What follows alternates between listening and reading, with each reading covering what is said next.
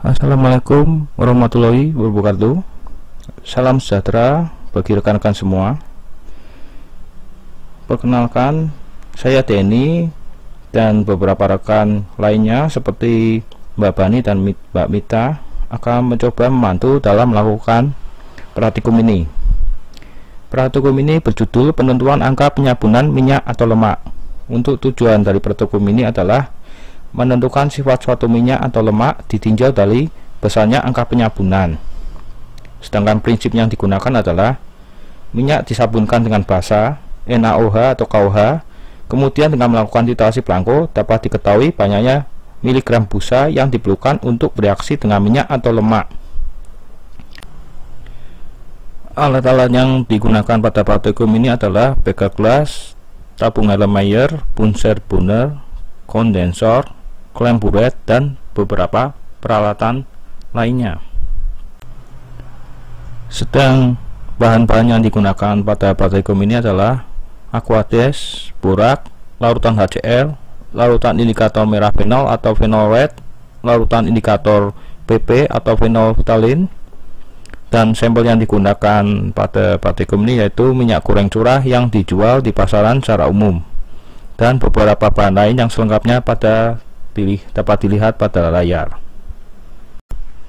Sampel yang digunakan pada praktikum ini adalah minyak goreng curah yang dijual di pasar secara umum.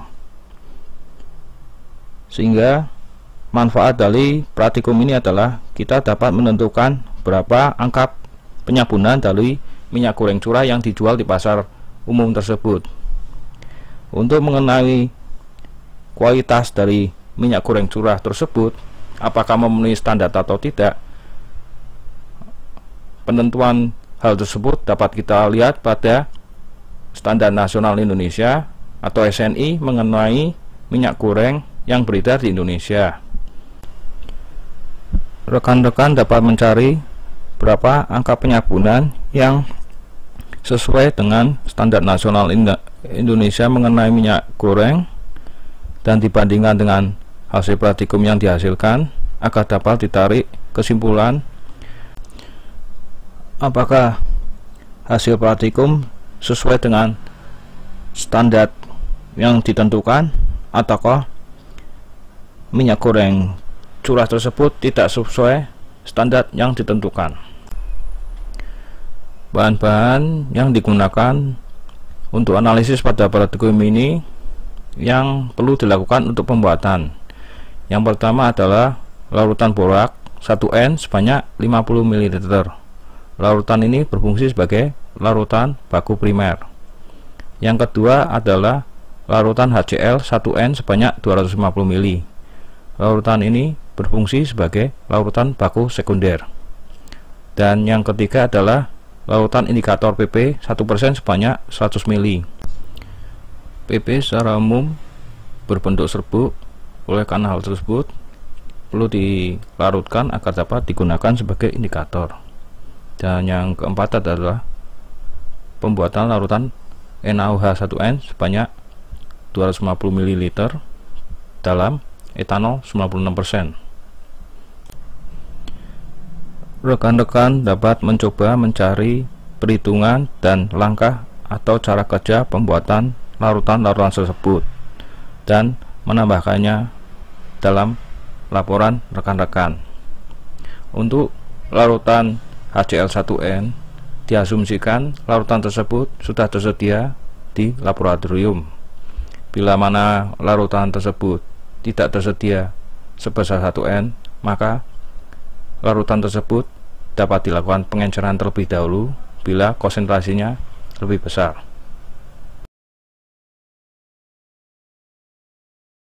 Larutan sodium tetraborat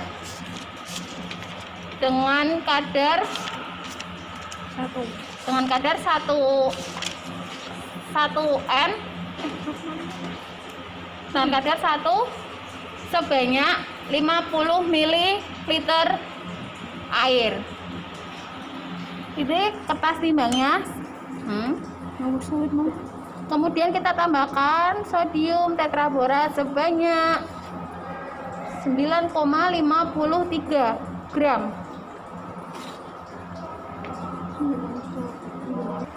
Inilah proses penimbangannya.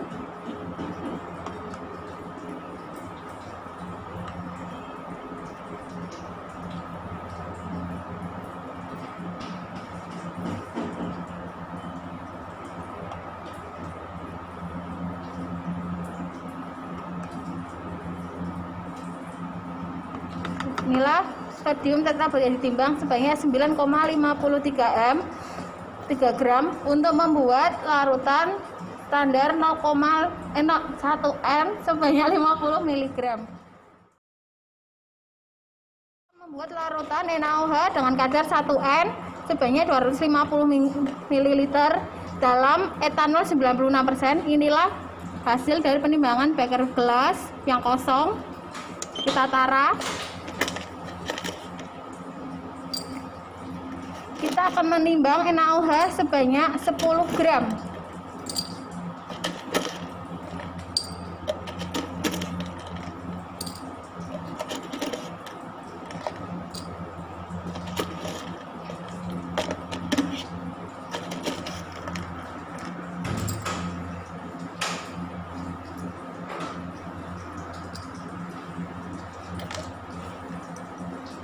Inilah hasil penimbangan NaOH sebanyak 10 gram. 10 gram ini untuk membuat larutan NaOH dengan kadar 0,1 N sebanyak 250 ml 1 N sebanyak 250 ml dalam etanol 96%. Sedangkan bahan yang kita gunakan yang pertama larutan NaOH dengan kadar 1 N sebanyak 250 ml. NaOH-nya tersebut dilarutkan ke dalam alkohol dengan kadar 96%. Yang kedua yaitu HCl. HCl di sini dengan kadar 1 N dilarutkan dalam 250 ml. Yang ketiga indikator PP, di mana kita membuatnya 1% dalam 100 ml. Yang keempat yaitu larutan baku primernya sendiri, yaitu Na2B4O7 dengan kadar 1 N sebanyak 50 ml.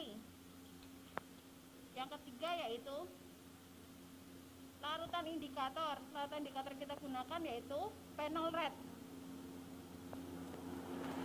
Tentu saja sampelnya yaitu berupa minyak goreng curah.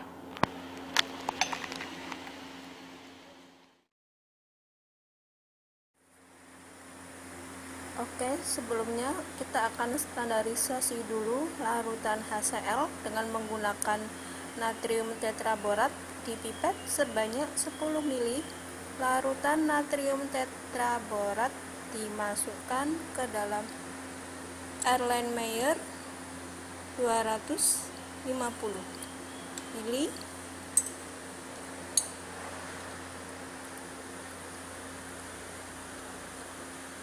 Pelan-pelan dimasukkan. Jangan lupa ya, pengambilan larutan baku primer menggunakan alat yang mempunyai ketelitian tinggi. Ini pipet volume. Setelah itu ditambahkan dengan Aquades sebanyak, masukkan ke dalam Erlenmeyer 40 ml Aquades,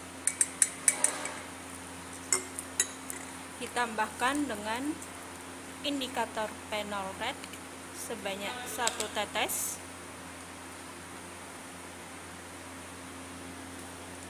digojok sebentar.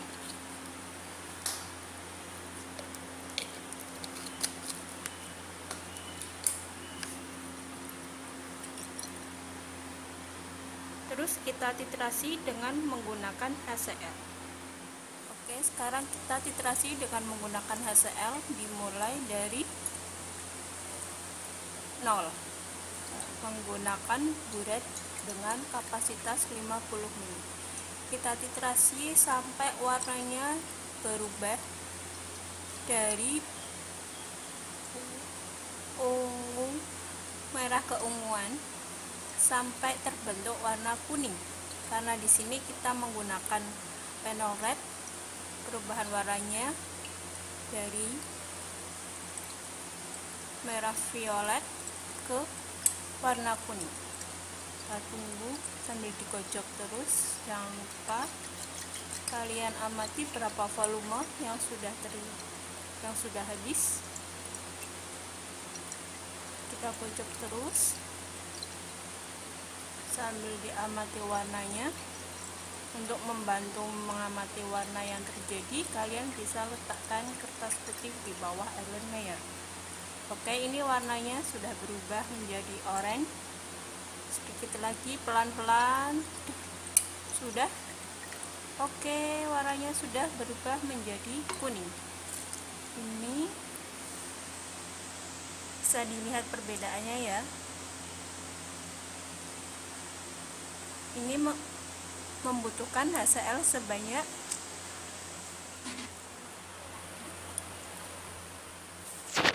8,5 mili.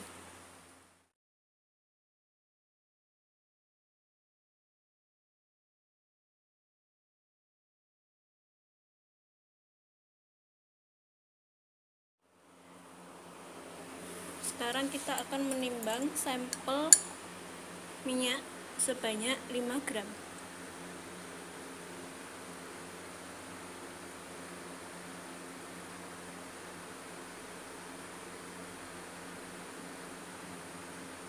Tunggu dulu sedikit-sedikit, kurang sedikit.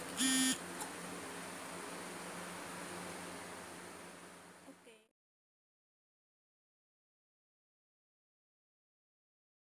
Yaitu tadi ini yang kita sudah timbang minyak sebanyak 5 gram minyak ditambah larutan NaOH dengan kadar 1N yang tadi sebanyak 25 ml.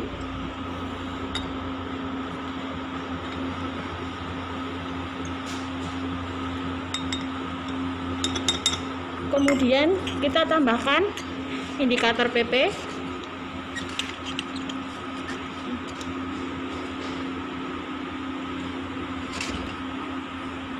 sebanyak 3 ml. 3 tetes asal mau sarang 1, 2, 3, dan kemudian kita gojok reflux selama 30 menit, dimana ini merupakan larutan tadi, yaitu minyak goreng atau sampel ditambah NaOH dalam alkohol ditambah 3 tetes indikator. Reflux hasilnya nanti setelah dilefak selama 30 menit itu membentuk larutan berwarna merah. Hal ini menandakan adanya sisa NaOH. Oke, setelah selesai direfleks selama 10 menit, matikan api, tapi aliran air dalam kondensor jadi hentikan dulu ya, sampai benar-benar alkohol tidak lagi menetes pada kondensor. Setelah itu kemudian didinginkan sebentar. Ini adalah sampel, sama seperti tadi diterasi dengan HCl. Gocok pelan-pelan sampai berubah warnanya.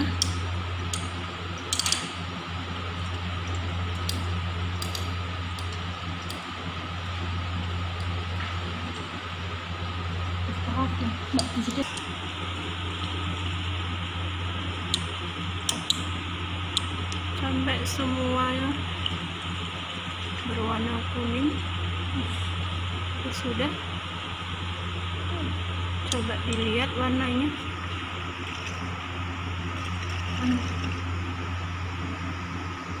Sudah nggak ada dikocok lagi.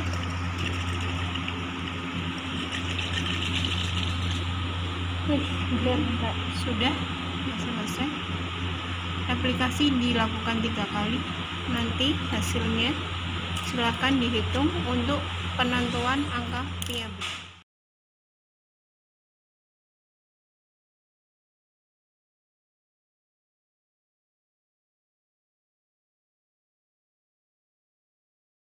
Langkah selanjutnya yaitu melakukan belangko, di mana cara kerjanya diambil larutan NaOH sebanyak 25 ml,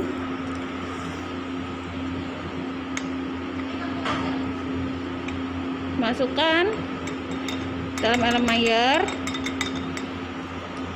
Kemudian kita tambahkan indikator PP sebanyak 3 tetes. 1, 2, 3. Dikocok.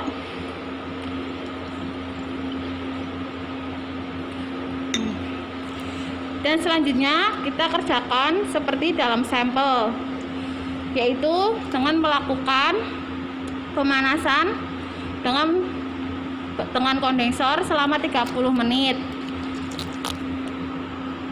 Dan kemudian kita titrasi dengan larutan HCl standar. Oke, setelah belangko tadi dipanaskan selama 30 menit, dimatikan apinya, ditunggu sebentar sampai agak hangat. Kemudian kalian titrasi dengan menggunakan HCl sampai warnanya berubah menjadi kuning. Yang tadinya merah muda berubah menjadi kuning. Oke, kita titrasi pelan-pelan sampai terlihat warnanya berubah. Ini sudah agak merah muda. Titrasi pelan-pelan sampai warnanya berubah kuning, sama seperti standarisasi. Oke,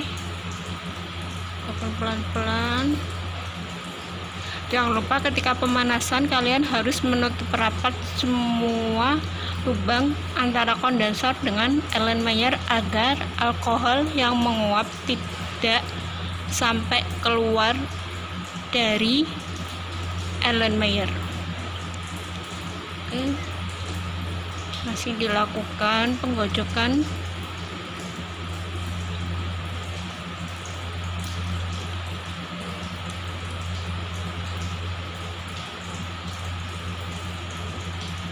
Ini belangko ya, berarti di dalamnya tanpa sampel, hanya NaOH dalam alkohol 96% ditambahkan dengan indikator. Kemudian dipanaskan selama kurang lebih 30 menit. Kemudian dititrasi dengan HCl.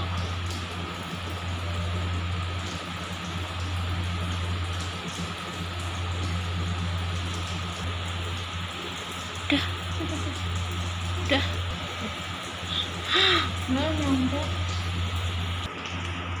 Oke, ini sudah berubah menjadi bening karena di dalamnya tidak ada sampel.